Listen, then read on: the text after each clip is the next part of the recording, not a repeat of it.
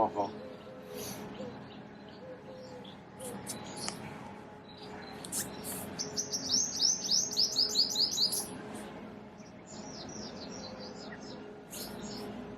ઓમ મિત્રાય નમઃ.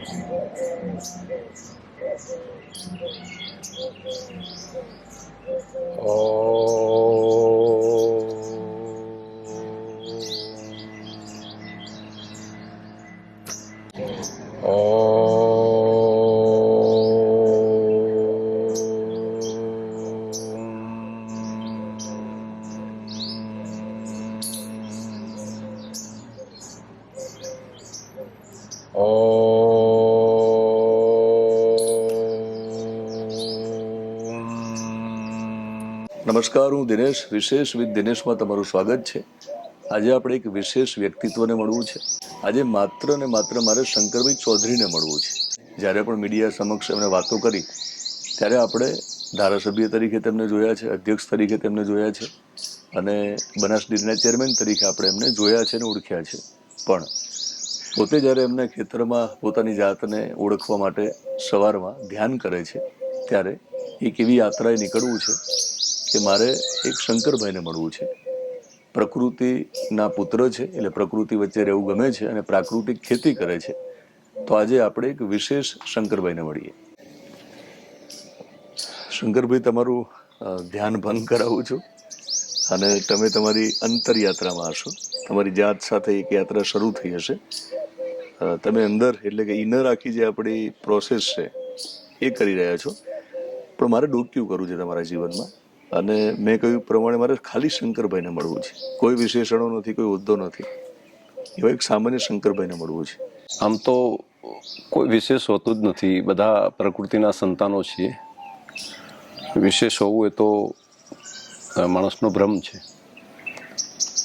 આપણે છેલ્લે તો બસ આ જ એક બ્રહ્માંડના એક ભાગ તરીકે જે રીતે એક અણુ છે, એક કણ છે, તે પ્રમાણે આપણે પણ છીએ. એટલે કોઈ વિશેષ શંકરભાઈ એવું છે નહીં. હું પણ બધાના જેવો જ છું, બધાની જેમ જ છું, બધાની જેમ જ જે બાકીના લોકો જીવતા હોય છે એ પ્રમાણે જીવું છું. પણ શંકરભાઈ, તમને એવો સવાલ થાય જે વારંવાર થતો હશે અથવા ક્યારેક થતો હશે, હું કોણ છું? હા, અનેક વખત થાય છે અને એ શોધ તરફ પ્રયત્ન પણ કરું છું. શું જવાબ મળ્યો છે અત્યાર સુધીમાં? મોટા ભાગે તો ઓળખાણ શરીર ઉપરની જ રહેતી હોય છે, મનની, ચિત્તની. અને આત્મા તરીકે જોઈએ તો પછી એક બ્રહ્માંડનો ભાગ છું તેવું જ લાગે છે. એક બનેલી પ્રકૃતિએ, નિયતિએ બનાવેલી એક વ્યવસ્થા છે, તેનો એક એની આખી વ્યવસ્થાનો એક નાનકડો કણ છું. બસ એ જ રીતે દેખાય છે. આ પૃથ્વી પર શા માટે આવ્યા છો એવો પણ એક સવાલ આપણને થતો હોય છે કે હું કોણ અને શા માટે આવ્યો છું. એ જવાબ મળ્યો છે?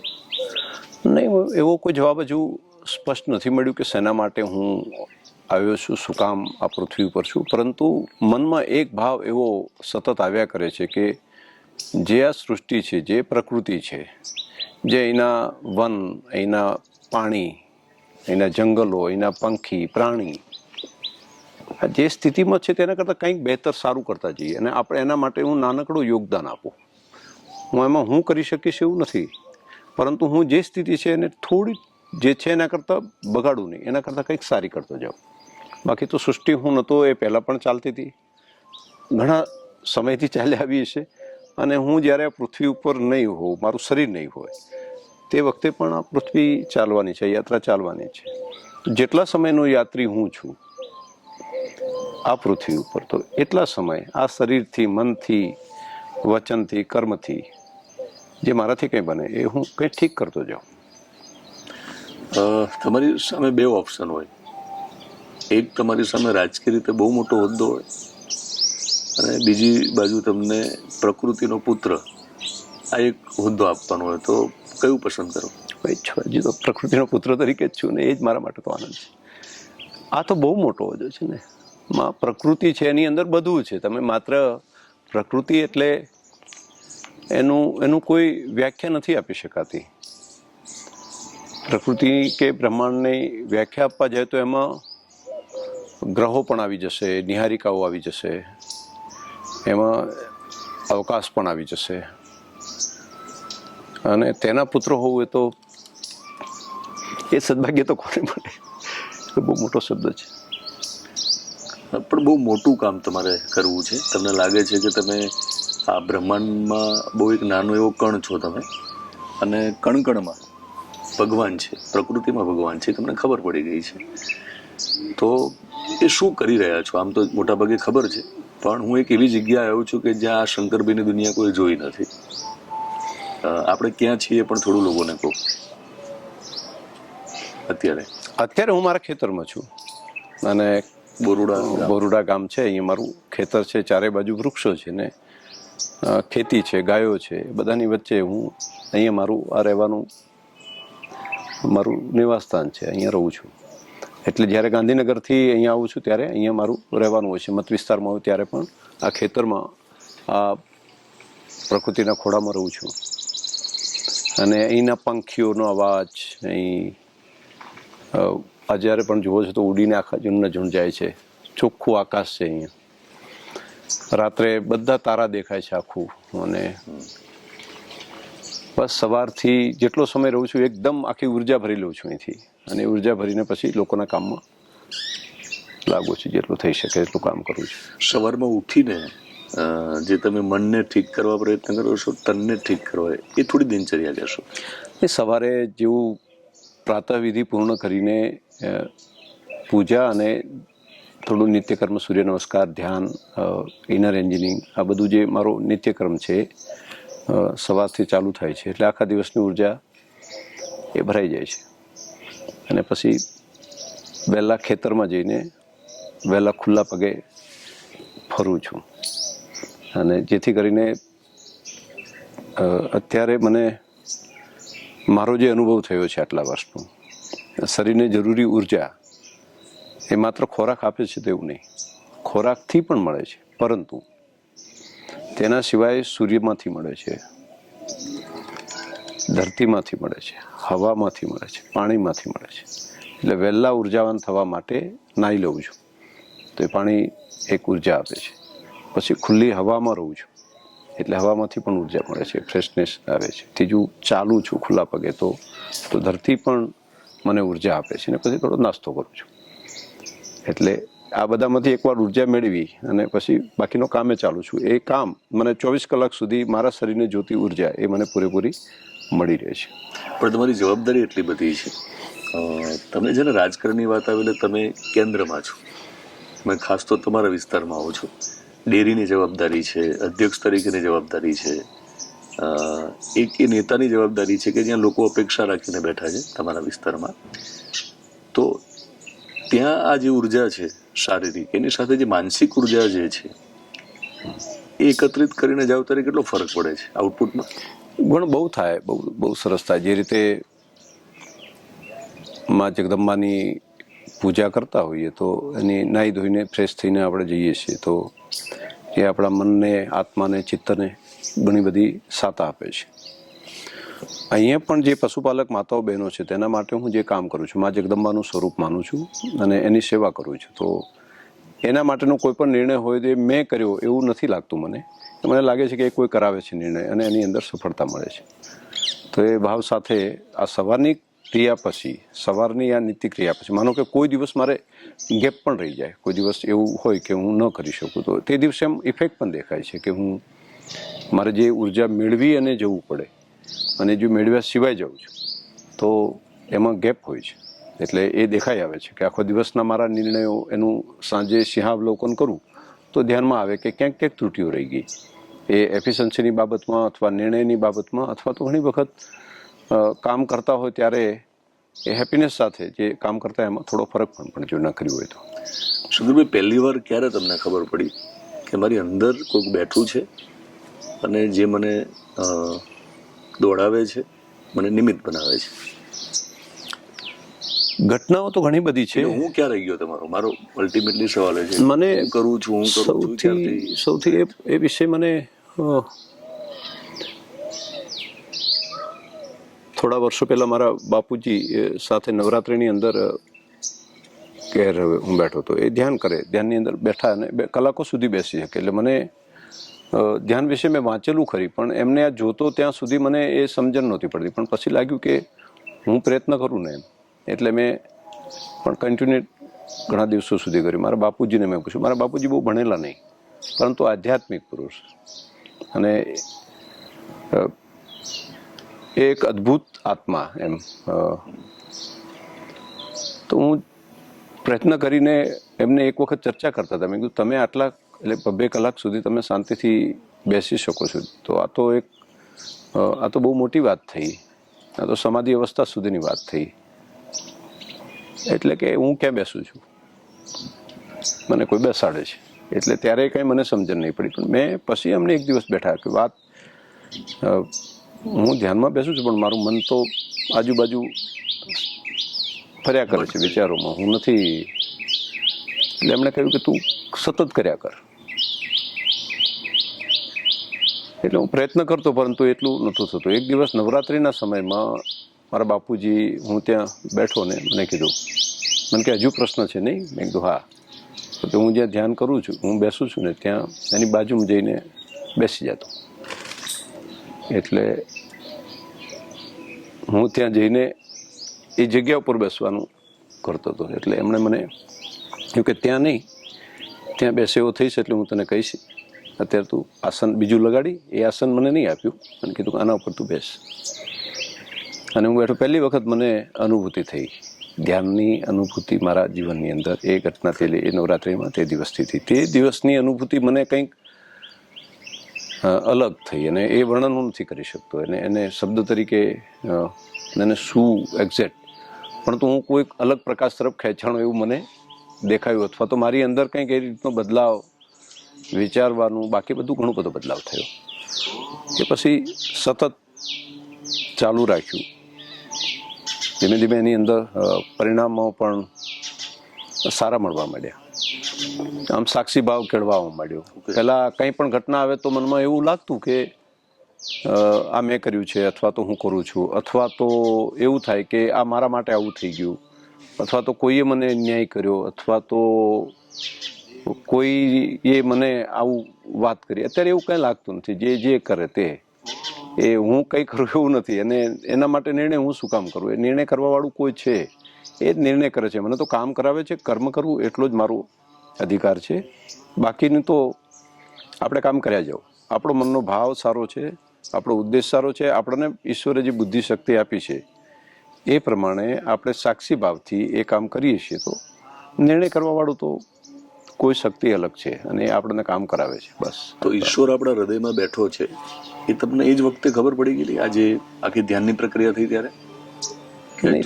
દિવસે હજુ એટલે હું ઈશ્વરને ઓળખ્યો અથવા તો મને દેખાયો એવું હજુ નથી. એ નથી, પરંતુ તો નહીં, પણ દેખાવાનું નથી. પણ મને એવું લાગવા મળ્યું મારે બધે ક્યાં શોધવાનું છે. હું જ્યાં જોઉં તો કોઈ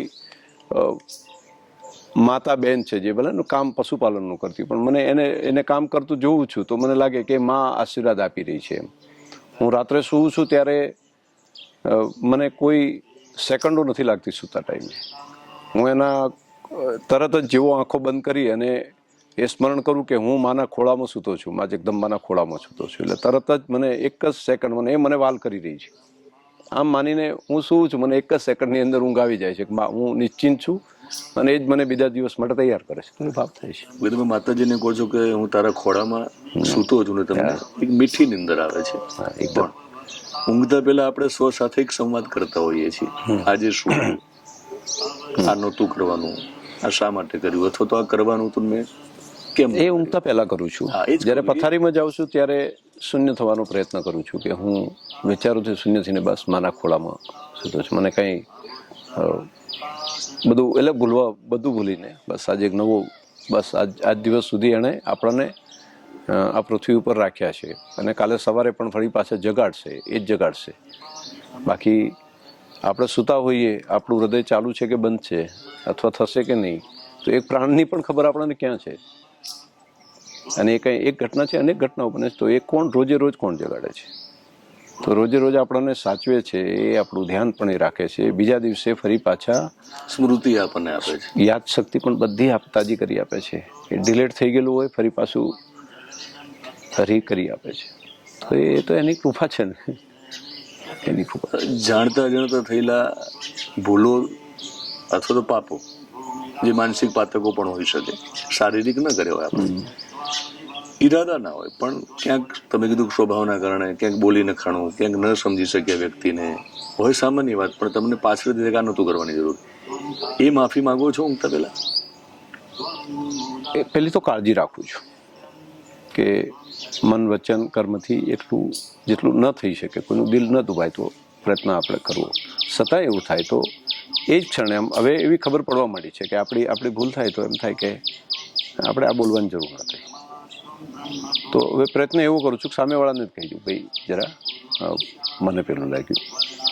માનો કે એવું ન થઈ શક્યું હોય તો હજુ સૂક્ષ્મ ઈગો તો અંદર હશે, હું શબ્દ વાપરું છું, જેના કારણે નથી કરી શકાતું, તો એ ટાઈમે ભગવાનને પ્રાર્થના કરીને, માને પ્રાર્થના કરી કે એ ઈગોને ક્યાંક પ્રોપર કારણ કે ઈગો હશે તો જ આપણે ઉઠીશું ને દોડીશું, અને એને આપણે એક પ્રોપર જગ્યાએ વાપરવાનું શરૂઆત કરવાની. પરોપકાર માટે જેટલું કરી શકાય એટલું કરવું જોઈએ, માત્ર પોતાના માટે નહીં.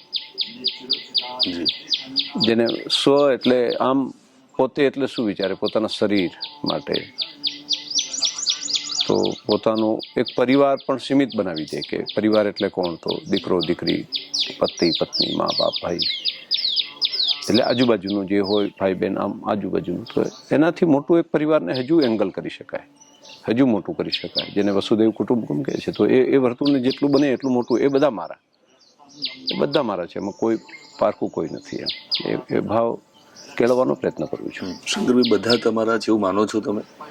અને માના ખોળામાં રમવું અને ઊંઘવું એ હવે તમારો નિત્યક્રમ છે. જી. બાપનો ખભો નથી, એટલે બાપ કેટલી વાર યાદ આવે અને ક્યારે રોજ થાય, ક્ષણ થાય. તો મને બહુ અલગ જ, એ આત્મા તો અલગ હતો. એમણે 100 વર્ષનું આયુષ્ય લીધું, પણ આજે આમ સતત ખોટ છે કે હું છેલ્લા વર્ષોની અંદર વધારે એમની સાથે રહી શક્યો પ્રયત્નપૂર્વક, પણ તો એવું લાગ્યું ઘણું બધું લેવાનું એમની પાસેથી હતું, જે સમજણ જે એ ન હોય ત્યારે ધ્યાન ઉપર આવે. બાપ છે ને, પુત્ર છે ને, એને નથી આલિંગન કરી શકતો, નથી વ્યક્ત કરી શકતો કે બાપુ તને કેટલો પ્રેમ કરું છું. માને કરી શકે છે.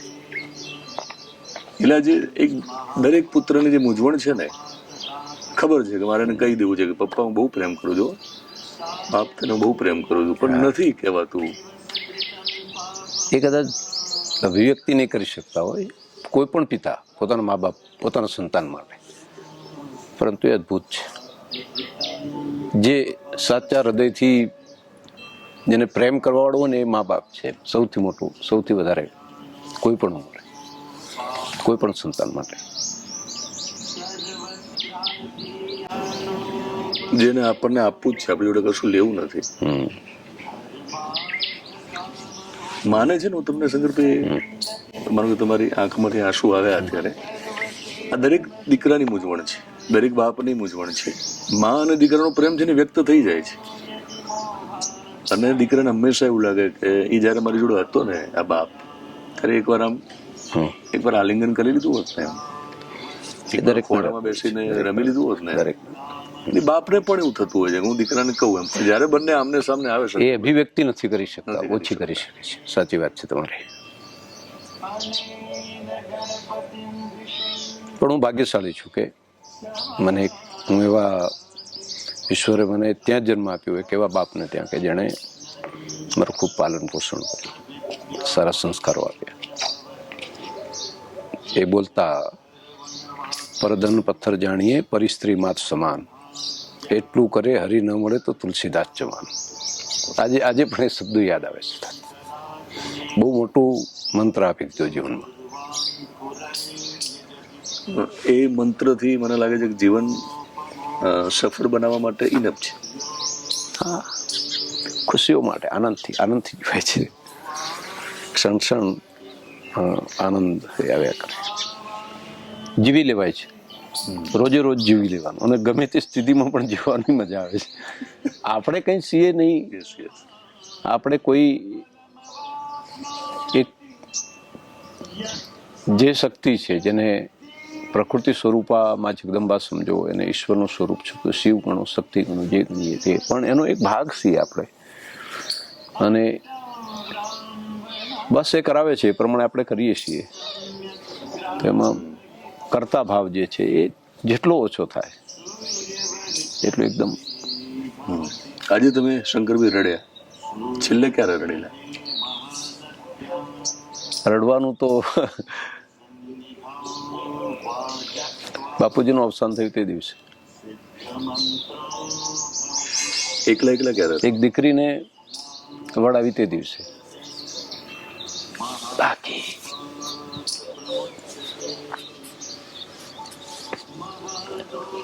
છેલ્લે બસ આ બે ઘટનાઓ યાદ છે.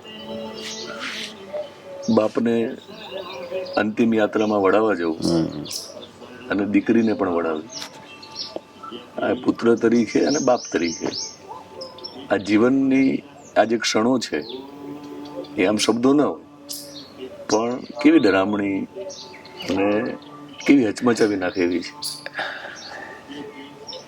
એ ભાવ અલગ જ હોય છે, કંઈ સમજી ન શકાય, અથવા તો એનું વર્ણન નથી કરી શકાતું. સોરી, એ શબ્દથી વર્ણન કરવું એ બધું કંઈ હું નથી, એને વર્ણન નહીં, શબ્દ તરીકે વર્ણન નહીં કરી શકું. જઈએ ધરતીમાના ખોળે. હા, આવું ખેતર બતાવું તમને. ત્યાં છે ને ચાલતા ચાલતા હા, હું તમને મિત્રો શંકરભાઈ ચૌધરી બતાવું, જે જુદા છે. આવો મારું ખેતર ને એના ખોળે તમે રહેશો તો મને એવું લાગે છે કે મજા આવશે તમને. મજા આવશે. આપણે ખેતર જઈએ પેલા હું જ્યાં રાત્રિ રોકાણ મેં કર્યું ત્યાં સદગુરુ પણ રોકાયેલા. હા, એ આ ઝૂંપડીમાં એ મારું સદભાગ્ય હશે કે અમારા પરિવારનું કે અહીંયા મહેમાનો ઘણા બધા આવ્યા છે. અહીંયા આપણા ગવર્નર સાહેબ પણ એક રાત રોકાઈ ગયા પ્રાકૃતિક કૃષિના આ ફાર્મમાં. જેમણે સદગુરુ પણ આવ્યા હતા. એમનું એક મને લાગે જીવન ધ્યેય છે આપણા ગવર્નર. હા, એ પણ બહુ સરસ કરે છે. અને સેવ સોઇલ અભિયાન જે સદગુરુએ ચાલુ કર્યું છે એ કાર્યક્રમ અંતર્ગત આવ્યા હતા. અને અહીંયા એટલે એક આ અનેક મહાનુભાવો અહીંયા આવ્યા છે અને અનેક દિવ્ય આત્માઓ પણ અહીં રોકાઈ છે. અહીં જૈન સમાજના આચાર્ય ભગવંતો પણ અહીંથી વિહરતા હોય ત્યારે રાત્રે રોકાણ બધા આ રોડ અહીંયા વચ્ચે કોઈ અપાશ્રય નથી, તો એ આત્માઓ પણ થાય છે. અમુક સંતો પણ ખૂબ અહીંયા આવીને રોકાયા છે, જે એક સદભાગ્ય છે કે આ એક ઉર્જાવાળી જગ્યા છે અને ત્યાં રહેવાનું મળે છે. બિલકુલ. આપણે જઈએ અને ખેતરમાં ચાલતા ચાલતા તમારી વાતોને આગળ વધારીએ. ખેતર છોડીને જવાનું થાય ત્યારે કેવી તકલીફ થાય છે?